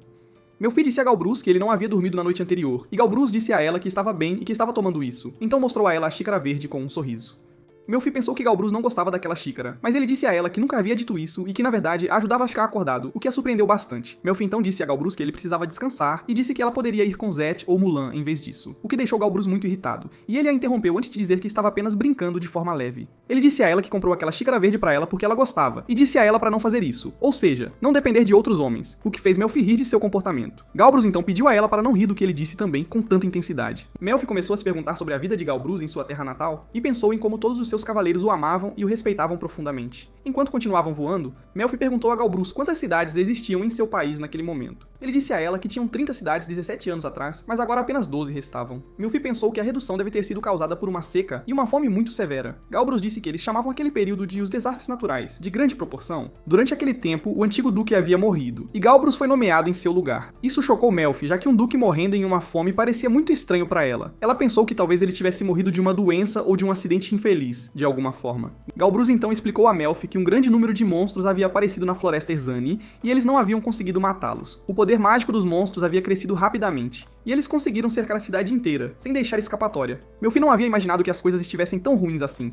Galbrus também disse a ela que o duque anterior havia cumprido seu dever completamente, mas eles perderam muitos cavaleiros também, embora nenhuma outra nação tenha sofrido danos. Melfi então perguntou sobre os cavaleiros de outros países, e por que o rei não havia solicitado reforços, de forma alguma. Galbrus confirmou que o rei havia de fato pedido ajuda, mas como a catástrofe havia afetado a nação inteira, ninguém tinha forças para poupar. Desde então, todos os cavaleiros haviam jurado dedicar suas vidas ao reino com total lealdade e devoção. Alguém tinha que cumprir aquele juramento, e os cavaleiros que o viam como um modelo a seguir construíram seu juramento sobre essa promessa, colocando suas vidas em risco sempre que enfrentavam qualquer um dos monstros para defender seu reino e evitar outro desastre de qualquer tipo. Ele jurou pelas almas de todos os cavaleiros que haviam perecido. Melfi ficou chocada com isso e percebeu que Galbrus estava pronto para morrer a qualquer instante para proteger seu reino. Ela disse a ele para não sorrir ao falar sobre perder a vida e que ela jamais permitiria tal coisa. Ela se lembrou da morte de sua mãe, que havia se entregado ao seu destino da mesma forma. Melfi disse que continuaria sua busca, para que ninguém mais tivesse que sofrer novamente. Então Galbrus pegou a mão de Melfi e pediu que ela o perdoasse por não dar valor à sua própria vida. Mas Melfi segurou a mão dele, beijou-a e disse-lhe que tinha certeza de que o círculo mágico que ela procurava seria muito útil para ele, e que ela faria tudo o que estivesse ao seu alcance para protegê-lo e aos outros cavaleiros. Ela pediu que ele mudasse a maneira como pensava sobre perder a vida. Galbrus disse a Melfi que precisava protegê-la e mantê-la a salvo de qualquer mal. Melfi disse que também queria protegê-lo, mas que os caminhos deles eram diferentes, e que ela queria proteger outras pessoas também. Galbrus estava prestes a dizer algo, mas Melfi pediu que ele não lhe dissesse que era impossível. Ela disse a ele que conseguiria. Galbraith disse que apenas não queria que ela se machucasse, que as palavras dela faziam seu coração se sentir aquecido e pediu que ela não chorasse. Melfi então o abraçou e ele disse a ela que não queria deixá-la triste, era apenas algo que ele sempre havia dado como certo. Então ele disse a ela que era apenas uma velha história e perguntou se ela queria ouvi-la. Melfi pediu que ele contasse um pouco sobre si mesmo, mas Galbra começou a pensar consigo mesmo, dividido entre querer compartilhar e querer guardar aquilo para si. Mesmo estando noivos, ele não queria desapontá-la. Então ele disse que não há nada que possa mudar o passado, mas que ele queria que ela soubesse quem ele realmente era. Melfi se inclinou cuidadosamente para ouvir. Galbraith disse que era o segundo filho do antigo rei de Long Dias, e que tinha um irmão mais velho chamado Maxime, que possuía os mesmos cabelos e olhos do rei Maximus. Quando estavam sozinhos, Galbus disse a Maxime que ele era incrível, que professores e criadas diziam que ele era inteligente e um aprendiz rápido. Maxime disse que ficava feliz em ouvir isso, mas Galbus disse que sempre perdia o controle de seu poder mágico e acabava destruindo partes do castelo, o que o deixava envergonhado. Maxime disse que isso tornava Galbrus mais desajeitado que os outros. Depois disso, Galbrus treinou com um dos instrutores, e uma enorme explosão aconteceu. O professor disse a ele que o havia avisado muitas vezes para ter cuidado ao usar seu poder. A cor dos olhos de Galbrus mudou, ele sentiu dor, desabou e teve febre novamente. Melfi sentiu medo por ele ao ouvir aquilo, percebendo quão perigoso poderia ser perder o controle de sua magia. Isso poderia matá-lo se a febre não diminuísse. Mas Galbus disse a ela que estava bem e percebeu que ela havia se preocupado com ele na noite anterior por causa disso. Ele continuou contando a Melfi sobre seu passado, dizendo que uma vez que se tornou forte o suficiente para lidar com a magia dentro dele, o único lugar que lhe restava no castelo era junto aos cavaleiros. Lá, ele conheceu Caius, que disse a Galbrus: "Então, você é o príncipe incontrolável", e afirmou que a equipe e os servos tinham medo dele. Embora Caius frequentemente o criticasse, ele foi o primeiro a oferecer sua lealdade. Voltando ao presente, Galbus disse a Melfi que Caius poderia ter seguido os passos de seu pai e se juntado à guarda real, mas em vez disso, ele escolheu segui-lo fielmente para as terras de Galbrus. Melfi achou que era uma história maravilhosa. Galbrus a puxou para seus braços e perguntou se ela sentia frio. Então, se ela queria ouvir o resto da história, ele disse a ela que não era uma história agradável. Melfi perguntou: "Você quer dizer o que aconteceu 17 anos atrás?" Aqueles não são segredos nacionais, mas Galbrus não se importou em contar a ela, dizendo que o noivado deles tinha a aprovação do rei. Melfi pensou que tinha sorte, mas Galbrus disse que ele foi quem ficou surpreso com isso. Ele nunca havia pretendido se casar com ninguém. Mas ele mudou de ideia depois de conhecê-la. Ele continuou falando sobre seu passado, dizendo que seu pai o havia escolhido, e o nomeado como o segundo duque para vigiar seu irmão mais velho, que era o próximo na linha de sucessão ao trono, a fim de evitar uma disputa sucessória. Mas na época, o reino havia enfraquecido devido à seca e à fome que assolaram a região. Os nobres estavam à beira da rebelião. Alguns nobres apoiavam medidas rigorosas para nomeá-lo príncipe herdeiro e enviá-lo para atacar outras nações, desejando expandir suas terras através da conquista sob o nome de um príncipe dotado de magia. Isso causou conflito interno entre aqueles que apoiavam e aqueles que se opunham às guerras, e o pai de Caius foi um dos que caíram durante aquele período. Galbrus começou a ouvir os servos falarem sobre a escassez de comida e água e monstros atacando a cidade. Ele correu para seu irmão Maxime e disse-lhe que iria agir e que assumiria o nome de Galbrus para que seu irmão pudesse se tornar rei, dizendo que não podiam deixar a tragédia acontecer novamente. Maxime ficou atordoado com as palavras de seu irmão mais novo, então o abraçou e disse: "Tudo bem, meu querido irmão." Mais tarde, Maxime e seu irmão foram aos nobres e anunciaram que o príncipe havia renunciado ao trono e que Maxime se tornaria seu sucessor, prometendo acabar com o sofrimento o mais rápido possível. Após vários anos, Galbrus se encontrou com Maxime, e Galbrus disse a ele que caçar monstros não poderia ser o único propósito para os cavaleiros da cidade. Ele queria dar a eles algo maior. Maxime concordou que Galbrus estava certo e perguntou: e quanto a conquistar uma posição na Guarda Real após 5 anos de serviço. Galbrus pensou que isso fortaleceria muito suas fileiras. Então Zet disse que estavam explorando possíveis usos para os monstros que caçavam. Galbrus explicou que alguns monstros eram fontes de materiais raros, então seria um desperdício simplesmente descartá-los. Zet disse que as partes valiosas incluíam chifres, garras e couros, e que seria sensato comprar qualquer coisa útil. Maxim descobriu que, dependendo da qualidade, ele poderia até vendê-los por grandes somas. Galbrus e Maxim chegaram a um acordo, então retornaram ao presente. Melfi ficou surpresa que isso tivesse acontecido, e Galbrus disse a ela que não era para acontecer, mas aconteceu, apenas porque ele e o rei eram irmãos. Ela pensou consigo mesma, então foi assim que aconteceu, e disse a Galbrus que mesmo assim era um ótimo sistema. Funcionava porque muitos monstros viviam ao redor de Galbrus, e ele também tinha cavaleiros fortes para exterminá-los. Galbrus confirmou que era exatamente por isso que ele continuava a caçar monstros. Eles protegiam o reino dessa maneira. Ele também disse a ela que, se outra catástrofe ocorresse, ele entregaria sua vida. Mas Melfi sugeriu a Galbrus que, em vez de se sacrificar, eles deveriam procurar outra maneira de lidar com o próprio desastre.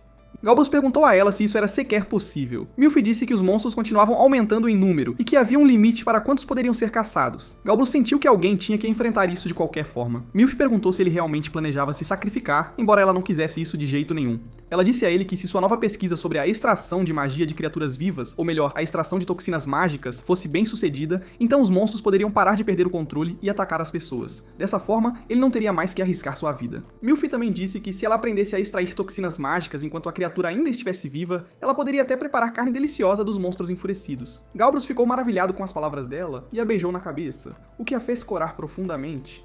Galbrus riu da reação dela e provocou. Depois da paixão que você acabou de me mostrar, como devo me conter? Melfi ficou brava e disse a ele que estava falando sério, mas Galbrus disse que agora estava pensando em como viver sua vida com ela, o que a deixou atordoada. Ela disse a ele, não zombe de mim. Então ele pediu que ela olhasse para trás e disse que eles estavam prestes a chegar em apenas alguns instantes. Haviam alcançado a cidade deles, estavam agora voando sobre a floresta Erzine, que era imensa e exigia um mapa para navegar. Melfi ficou maravilhada com o tamanho da floresta, que também estava infestada de monstros. Mas Galbrus disse a ela que a terra continha minério mágico, linhas de energia e recursos enterrados profundamente no subsolo. Como o solo e o ar estavam cheios de magia, apenas monstros podiam sobreviver ali. Melfi ficou chocada. Então só monstros vivem nesta floresta? Ela pensou consigo mesma. Isso é incrivelmente perigoso. Galbrus então pediu que ela olhasse para o rio Galbrus, o maior que eles tinham, e contou a ela sobre outro rio no leste que o alimentava, ramificando-se em 3 direções a partir dali. Melfi perguntou se todos os rios convergiam em uma única área. Galbra disse que este lugar era especial e apontou para um local, explicando que a neve derretida dos distantes prados de Galbra fluía subterraneamente até ressurgir ali. Ele também disse a ela que durante o desastre 17 anos atrás, tudo isso havia secado completamente. Melfi pensou consigo mesma que um rio seco já era algo notável. Não admira que o Marechal Dir nunca tenha tido uma chance. Ela se perguntou se o Duque sabia a razão por trás da seca generalizada. Ela estava prestes a perguntar a Galbraith quando ele a instruiu a sentar-se corretamente, avisando que sua posição atual poderia colocar sua vida em perigo. Quando ela o fez, Galbrus recebeu uma mensagem de um dos cavaleiros relatando um grande grupo de monstros Bergenon nas proximidades. Galbrus e Melfi olharam para trás e viram que havia realmente muitos. Galbrus disse que assumiria o comando e que precisava de 2 cavaleiros desimpedidos para cobrir a retaguarda. Ele perguntou quem se voluntariava e Zet disse que ele e Eric cuidariam disso. Eles trocaram de posição e recuaram para a defesa. Melfi olhou para trás e viu os monstros se aproximando, o que estranhamente a deixou feliz por haver tantos deles. Quando Galbrus percebeu que seus números estavam crescendo, ele ordenou aos cavaleiros que se aproximassem o máximo possível e entregou a Melfi uma viseira de vento para usar. Ele também colocou um em si mesmo e disse a ela, desculpe que isso esteja acontecendo, mas é assim que as coisas são em Galbrus. Melfi disse a ele que estava bem e perguntou se aquelas criaturas eram monstros e se eram monstros voadores. Galbrus explicou que eram monstros chamados Bergenon, que usavam um feitiço de caça para atacar em bandos. Faria sentido se tivessem um único cavaleiro, mas era raro eles atacarem enquanto viajavam em grupos. Melfi pensou consigo mesma que este era o primeiro monstro que ela havia encontrado que não estava em seus livros. Ela disse que adoraria comê-los, mas não queria ser comida. Nesse instante, Galbrus recebeu uma mensagem dos cavaleiros dizendo que estavam prontos. Ele disse a Melfi para se segurar firme e perguntou se ela estava pronta. Então ele liberou seu poder, lançando um feitiço de velocidade que o fez acelerar pelo ar, seguido pelos cavaleiros atrás dele. Mas Melfi viu o chão se aproximando e sentiu como se estivesse prestes a colidir com ele. O medo a dominou completamente. Mas de repente, Galbraith subiu no ar e Melfi estava tentando pensar em uma solução. Ela começou a olhar para aqueles monstros como se eles pudessem render refeições realmente boas para eles e pudessem ser cozinhados de mais de uma maneira, já que eram pássaros. Mas então ela percebeu que os monstros provavelmente os viam da mesma forma também, e isso a deixou ainda mais nervosa. Os monstros continuaram perseguindo Galbraith e os soldados, e foi então que Galbraith disse aos seus homens para atacá-los. Ele disse a Melvi que eles iriam acelerar ainda mais, mas Melvi não estava preocupada e sentiu o poder mágico de Galbraith aumentando. Então Galbraith acelerou. Do outro lado, os soldados ainda estavam atacando os monstros, e Mulan sentiu que não conseguia se concentrar por causa da alta velocidade. E Zet também não conseguia lidar com isso. Zet sugeriu a Galbraith que eles pousassem e atacassem, mas Galbraith recusou porque isso não lhes daria nenhum resultado real, e eles tinham que alcançar a linha defensiva. Melvi disse a si mesma que eles não estavam atacando por causa dela, já que era difícil para Galbraith escapar dos monstros, e ela também pensou que os dragões não podiam atacar porque estavam carregados com seus pertences.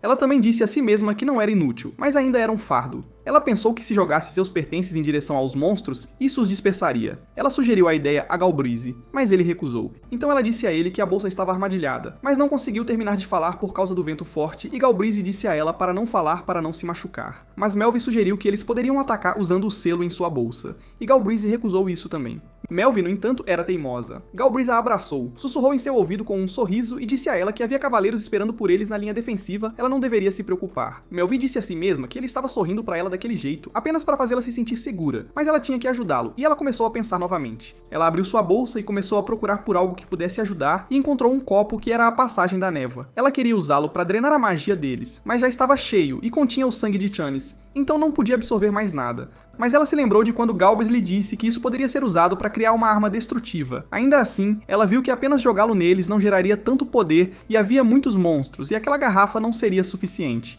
Então ela se lembrou que Galbraith poderia usar um feitiço de fogo, e que se ele o usasse, eles seriam capazes de preservar o poder mágico.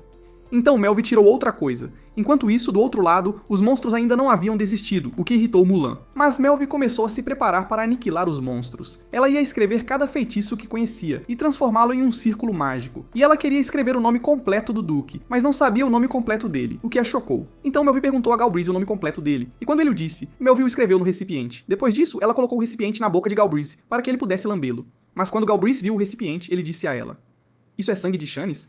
Melvi disse a ele, claro, e que ela havia escrito todos os feitiços que conhecia. Galbraith pegou do recipiente e começou a ler o feitiço, o que o fez rir, e ele acariciou a cabeça de Melvi. Então ele se cortou e disse a ela para não se preocupar. Ele não havia cortado muito fundo para que ainda pudesse pilotar. Ele colocou seu sangue no recipiente e nos feitiços mágicos e perguntou a Melvi se ela era quem havia inventado aquilo. Ele se sentiu feliz por ter sido ela quem o fez. Melvi segurou a mão ferida de Galbraith e pediu que ele a deixasse curar sua ferida. Galbraith se aproximou dela e disse que terminaria isso rapidamente para que aquilo pudesse acontecer. Então ele informou aos soldados que estava se movendo para a retaguarda e que todos subiriam por trás. Ele disse a Amberby para assumir a frente, Zet para a esquerda e Eric para a direita. Ele disse a Mulan para permanecer em sua posição até que ele chegasse a ele. Então Galbraith se aproximou de Mulan e pediu que ele agisse como isca. Ele também disse a ele para lançar aceleração em si mesmo e romper suas fileiras. Mulan estava pronto para fazer isso, mas Galbraith disse a ele: "Seu idiota, qual é o sentido de fazer isso se você morrer?" E disse a ele para romper enquanto permanecia vivo. Isso surpreendeu Mulan, mas Galbraith disse a ele que os distrairia e usaria aquele recipiente e que ele ia queimar aqueles pássaros até as cinzas. Ele disse a ele que assim que ele passasse, deveria se afastar o máximo possível do bando e voar mais alto. Então Galbraith disse a todos para subirem e acelerarem. Quando eles fizeram isso, Galbraith deu o sinal para Mulan se mover. Mulan seguiu em direção aos monstros, e Galbraith viu que era hora de atacar, e que esses monstros iriam pagar um preço alto por exauri-los e assustar Melvi também. Quando Mulan se separou do bando de monstros, Galbraith jogou o recipiente, mas um dos pássaros o engoliu, o que surpreendeu Melvi.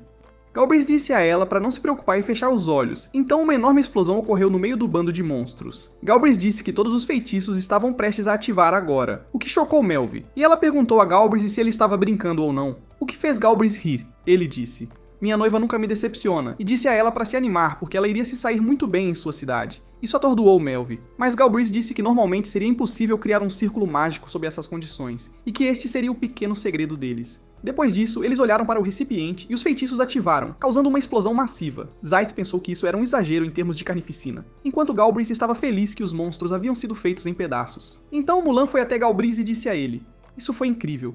Milfi acenou para Mulan e ele fez o mesmo. Mulan disse a eles: "Foi por pouco", mas ele não conseguiu terminar suas palavras por causa da intensidade da luz dos feitiços. Milfi olhou para o fogo e pensou que eles agora haviam sido transformados em pedaços. Então, eles continuaram voando pacificamente novamente, mas Melfi ficou chocada com algo. Galbus perguntou a Melfi: "Você está bem?" Melfi disse que estava bem, mas não conseguia acreditar no que Galbus havia feito. Mas Galbus disse a ela: "Do que você está falando?" e disse a ela que foi a própria inteligência dela que os havia salvado. Melfi disse a si mesma que não esperava isso de forma alguma, que ela havia se concentrado tanto em cozinhar monstros que não havia pensado na energia mágica extraída como subproduto e que ela poderia ser usada como uma arma para destruir nações. Ela não conseguia acreditar que havia levado tanto tempo para perceber isso. Então Melfi perguntou a Galbrus: "Você acha que minha pesquisa é proibida?" Isso deixou Galbrus chateado e ele disse a ela que não permitiria que ninguém a repreendesse e que ela poderia se dedicar ao seu ofício, mas que isso tinha benefícios além de fabricar armas. Ele disse que o poder mágico armazenado nos frascos poderia ser usado para alimentar fornalhas, como ela sempre fazia, e que ele não estava preocupado com nada. Ele disse a ela que seria útil em suas vidas diárias e que eles poderiam experimentá-lo em sua cidade também. Ele acrescentou que acender uma lareira geralmente precisava de pederneira ou magia, e os frascos poderiam ser um substituto para isso. Além disso, eles precisavam de luz durante suas longas noites de inverno. Melfi pensou que Galbrus estava certo e perguntou a ele: "Se dividirmos a energia mágica em pequenas quantidades, isso ajuda a tornar a vida das pessoas mais fácil?" Galbrus confirmou isso e disse que tinha certeza de que as pessoas ficariam felizes. Melfi disse a si mesma que Galbrus estava certo, que não era necessário fazer uma arma, e que eles poderiam usá-la para melhorar a vida das pessoas. Ela se lembrou de quando costumava preparar magia em seu próprio país, e como ninguém se importava com ela ou com sua pesquisa, e como a energia mágica que ela reunia tinha que ser descartada ou liberada naturalmente, e que monstros eram uma mina de alimentos e outros recursos. Então ela olhou para Galbrus e disse que ele não apenas se importava com a pesquisa dela, ele também a estava deixando ver um novo caminho no horizonte. Ela o agradeceu, sentindo-se feliz. Galbrus perguntou a ela do que ela estava falando e disse a ela que eles haviam sobrevivido graças a ela sem se machucar, e que ele era quem deveria estar agradecendo a ela. Melfi disse que o feitiço dependia da força de quem o lançava, e que ele era o único capaz de ativar aquele círculo mágico distorcido. Galbrus riu e disse a ela que isso era o resultado do trabalho em equipe deles. E disse: "Minha noiva está fazendo um excelente trabalho." Melfi disse que o faria menor da próxima vez. Galbrus achou que era uma boa ideia, e também pensou que eles poderiam ir caçar monstros juntos. Isso deixou Melfi completamente maravilhada, e ela começou a imaginar os dois caçando monstros lado a lado. Ela se perguntou surpresa: "Será que eu realmente vou caçar com ele?" Quando ela o questionou novamente, ele respondeu: "Claro, vou deixar você vir comigo", o que fez Melfi sentir-se feliz mais uma vez por ter essa confirmação. Ele explicou que as colmeias de Gungnir estavam grandes nesta época do ano e que os frutos da Kirti também estavam se aproximando de sua estação, o que fez Melfi transbordar de pura alegria. Ela disse: "Todas essas coisas estão na Floresta Erzine. É claro, não é mesmo?" E começou a explicar tudo sobre elas, pois as conhecia muito bem e já havia lido a respeito antes. Galbraith comentou que estava muito contente por Melfi estar se sentindo tão melhor. De repente, Caius aproximou-se deles, chamando e perguntando o que havia causado aquela explosão, mas quando Melfi viu a águia brilhante que Caius estava montando, ela ficou completamente maravilhada. Galbra disse a Caius que era bom que ele tivesse chegado e informou-o que Melfi havia cuidado dos monstros. Caius ficou surpreso por Melfi ter participado disso, então ele se chocou e perguntou a ele se ele mesmo havia causado aquela explosão. Ele também o questionou sobre como poderia ter usado um feitiço tão imprudente na presença de Melfi. Mas Galbrus perguntou a Caius: "Não foi incrível?" Isso chocou Caius novamente. Melfi disse a si mesma que ela era quem havia criado aquele feitiço imprudente e violento de que Caius estava falando. Então Caius disse que aqueles monstros estavam agindo de forma realmente estranha, mas Melfi não era uma cavaleira, e que seu feitiço de aceleração sozinho deve tê-la exaurido bastante. No entanto, ela não havia demonstrado qualquer hesitação, mas Melfi disse que havia falado a Galbus que não se importava. Caius disse, mesmo que seja esse o caso. Então Melfi pediu desculpas a Caius. Depois disso, um grupo de cavaleiros de Galbus também se reuniu e viu que Melfi estava ali, e eles começaram a elogiá-la, o que fez Melfi sentir-se bastante envergonhada. Galbrus tentou esconder Melfi e disse-lhes para pararem de encarar. Ele sentiu-se realmente irritado e mandou-os fazer silêncio. Quando se aproximaram do castelo, Melfi perguntou a Galbrus: "Você mora aqui?" Galbrus respondeu que o edifício central era dele e que o lugar grande não era realmente necessário, mas que ela poderia usar qualquer quarto que desejasse.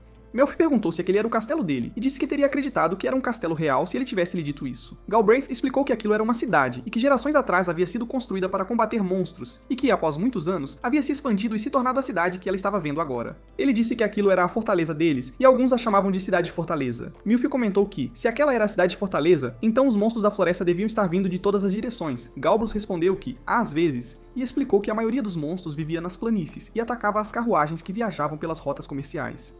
Mesmo assim, ele disse, suas vidas diárias não eram tão perigosas como costumavam ser. Mas Melfi percebeu que as muralhas eram realmente muito sólidas, e ela se lembrou de seu próprio país, onde não havia muralhas tão robustas como aquelas, de forma alguma. Galbra disse que a floresta costumava ser mais próxima antes de encolher em sua linha defensiva, e que as pessoas haviam se reunido naturalmente ali porque os duques anteriores haviam feito daquele lugar sua base, e que o medo constante dos ataques de monstros foi o que moldou e definiu o local. Ele disse a ela que, 17 anos atrás, os sobreviventes daquele desastre haviam afluído para cá. Melfi viu vestígios de marcas mágicas e que o chão estava bastante queimado, e ela disse a si mesma que o duque havia usado sua própria magia para proteger seu território e as pessoas daquela cidade.